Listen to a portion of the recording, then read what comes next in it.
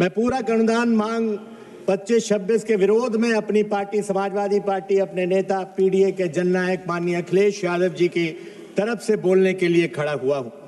सभापति महोदय, अनुपूरक अनुदान तब लाए जाते हैं जब कोई असाधारण परिस्थिति हो, लेकिन जब ये प्रक्रिया हर वर्ष नियमित अभ्यास बन जाए तो ये साफ संकेत है कि बजट अनुमान कमजोर है, योजना निर्माण में गंभीर कमी है। सभापति जी, इतने बजट आवंटन के बाद भी किसान, मजदूर, शोषित पीड़ित वर्ग को शिक्षा, स्वास्थ्य, पेयजल के लिए जैसी मूलभूत जरूरतों के लिए भी उससे दो चार होना पड़ता है। और अच्छी शिक्षा चाहिए तो प्राइवेट संस्थानों की तरफ जाना पड़ता है, इलाज चाहिए तो प्राइवेट अस्पतालों में जाना पड़ता है, शुद्ध पानी चाहिए तो जल जीवन मिशन से पानी नहीं मिलेगा, बोतल बंद पानी खरीदना पड़ेगा। सभापति महोदय, हमने इस सदन में भोर के 3 बजे तक भी चर्चा होती देखी है। आखिर वो दिन कब आएगा जब किसानों की समस्याओं पर, बेरोजगारों की समस्याओं पर, नौजवानों की समस्याओं पर भी भोर के 3 बजे तक ये सदन चले।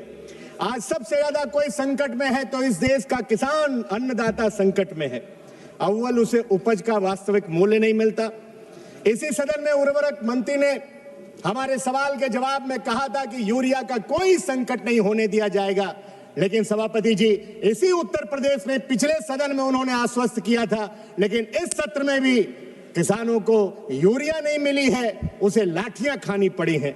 सभापति जी, चाहे केला का किसान हो, इस बार हमारे क्षेत्र का धौरारा का किसान 100-200 रुपए में केला बेचने पे मजबूर हुआ है। और अजब बात तो यह है कि फसल बीमा योजना में भी केला नहीं आता है। चाहे इस बार धान के किसान हो, उनका धान नहीं लिया गया एफआरके के नाम पर कि एफआरके चावल मिल मालिकों को उपलब्ध नहीं हुआ तो वो चावल के लिए धान नहीं खरीद रहे, इसलिए मंडियों में धान नहीं बिक पाया।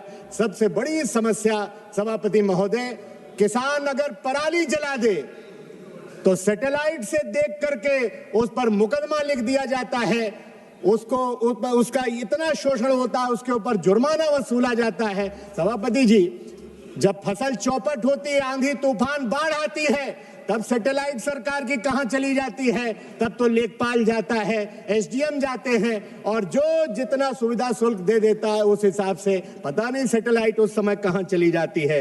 पराली नष्ट करने के लिए ना किसी यंत्र का प्राविधान किया गया। मैं मांग करता हूं सरकार से, जब तक पराली नष्ट करने का कोई इंतजाम सरकार न करे तब तक 2000 रुपए प्रति एकड़ कम से कम किसानों को देने का काम किया जाए। सभापति महोदय, उत्तर प्रदेश के अंदर जब समाजवादी पार्टी की हुकूमत थी, हमारे नेता माननीय अखिलेश यादव जी ने किसान दुर्घटना बीमा 5 लाख रुपए की थी। आज उत्तर प्रदेश में किसी किसान की दुर्घटना में मौत हो जाए तो केवल किसान बीमा दुर्घटना योजना ही उसका सहारा है। गन्ना किसानों को उसकी कीमत नहीं मिल पा रही, और पर्ची जब मानवर शुरू होती है तो चाहे अरली फसल हो, चाहे पेड़ी हो, सबकी अभी समय है सर, वो सबकी एक साथ पर्ची नहीं आती, जिससे गेहूं बोने के लिए किसान परेशान रहता है, इसलिए पर्चियां एक साथ ली जाए। सभापति महोदय, आज करोड़ों नौजवानों के हाथ खाली हैं। जब तक रोजगार नहीं दे सकते तब तक कम से कम 10,000 रुपए बेरोजगारी भत्ता देने का काम किया जाए। नौजवान जब रोजगार मांगने जाता है तो उसे लाठी खानी पड़ती है, पेपर लीक हो जाता है। और मैं एक बात विकलांग, दिव्यांग साथियों के बारे में भी कहना चाहता हूं। ये सरकार नाम बदलने में बहुत माहिर है। विकलांगों का नाम बदल करके इन्होंने दिव्यांग कर दिया, लेकिन उनकी सुविधा बढ़ाने के नाम पर क्या किया? मैं उनकी 3 गुना पेंशन की मांग करता हूं। और ये बजट बढ़ाइए दिव्यांग विभाग का। मंत्री जी भी परेशान हैं, 80% की वैधता हटाइए, सबको मोटराइज साइकिल दीजिए, तब दिव्यांग नाम रखने का आपका सफल होगा। और एक सभापति जी और बात, दुर्घटना में किसी की मौत हो जाती है तो पोस्टमार्टम हाउस जिले में केवल जिला मुख्यालय पर एक होता है। आप बजट दीजिए, मैं मांग करता हूं हर एक तहसील में पीएम हाउस बनाया जाए।